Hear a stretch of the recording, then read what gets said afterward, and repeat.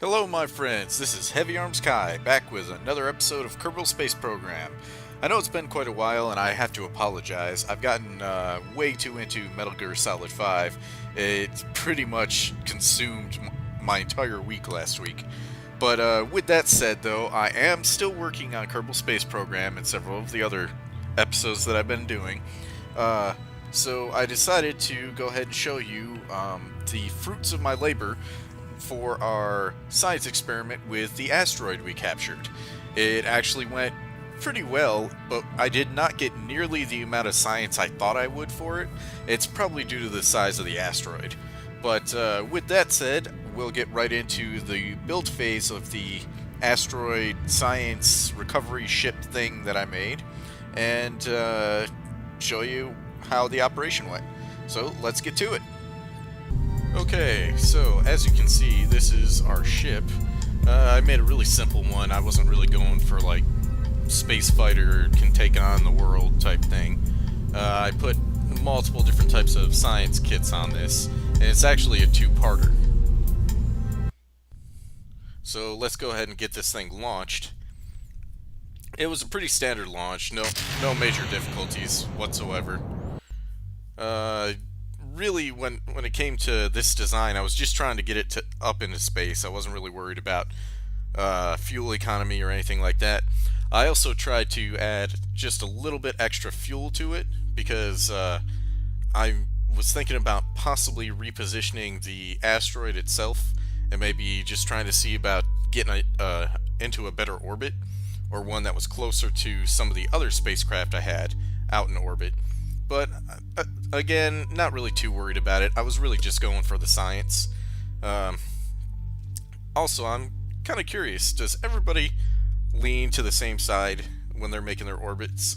I know if you want to do a polar orbit, you either pull back or pull forward, but for some reason I always lean over to the right, and I'm not sure why. I guess just because it's going in the same rotation as the planet itself. But yeah, just let me know in the comments. So, again, like I said, pretty standard maneuver. Took me a little while to rendezvous, and eventually I got to the craft. But one thing I will say is, once you start the asteroid science experiment, it takes a little while for it to kick in. It's almost like it's got a warm-up period. So if it doesn't start right away when you want it to, don't worry about that, because it's actually it just takes a little while to start up. As well, also, you need 2 of the science experiment units in order to make the actual experiment work, and you'll see how that works in just a moment.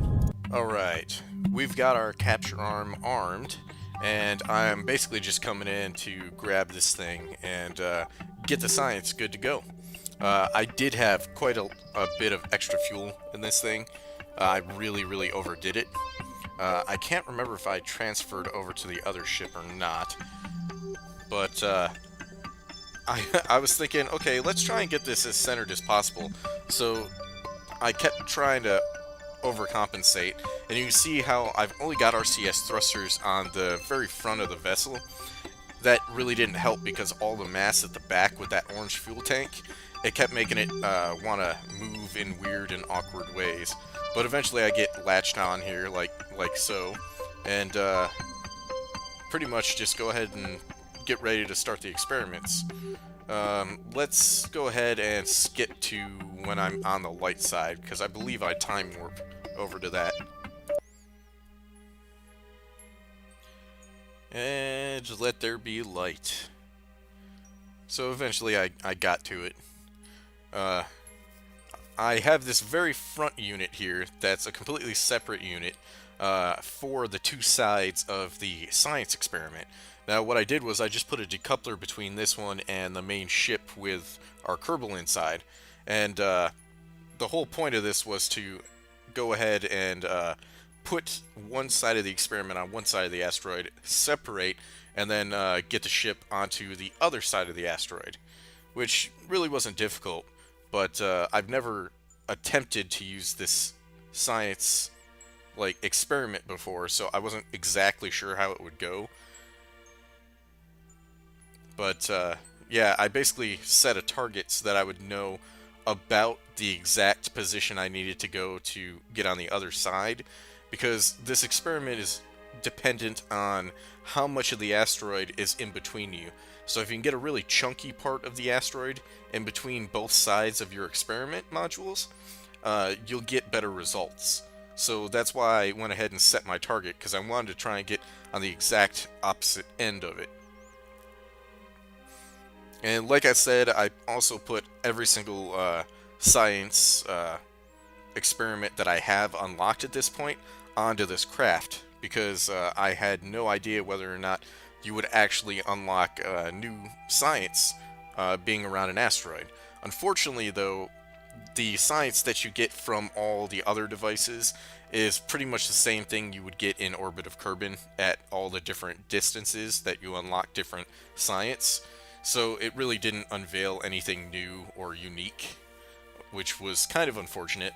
Like, I added a bunch more mass that I didn't really need, but I mean, I know for future purposes, so not too big of a deal. But again, just here lining up,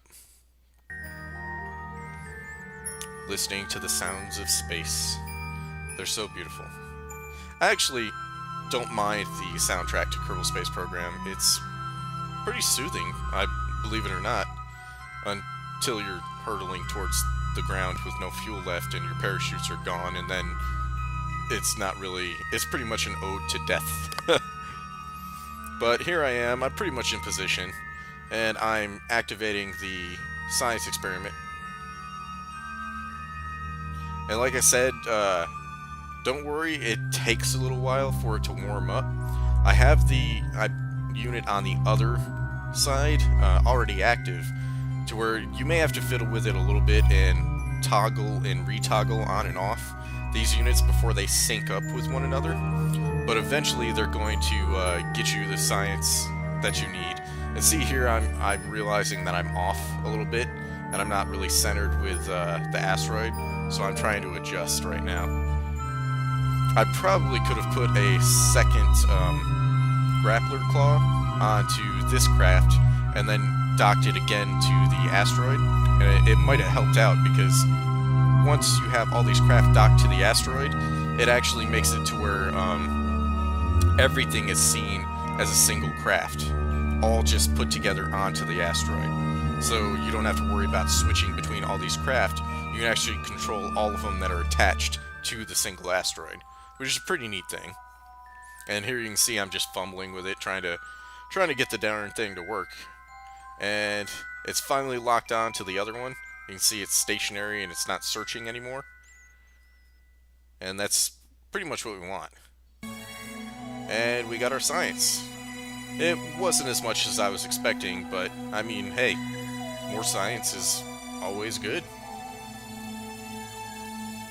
But really, from here on out, like, it's pretty much just a standard, okay, let's go ahead and recover our science and bring it back down to Kerbin. I'm not really sure what I'm going to do next from here. I may start building a large interplanetary vessel just to get us to some of the outer planets. Unfortunately, when it comes to that, I am not quite as experienced. I mean, getting to the moon and getting to Minmus really isn't that difficult. It's right in orbit of Kerbin. But planning missions for interplanetary expeditions, I haven't really attempted that much. So we may see several spectacular fails. But that's why we have drone cores. That way we do not have to worry about killing Kerbals by just having them starve to death out in the outer reaches of space.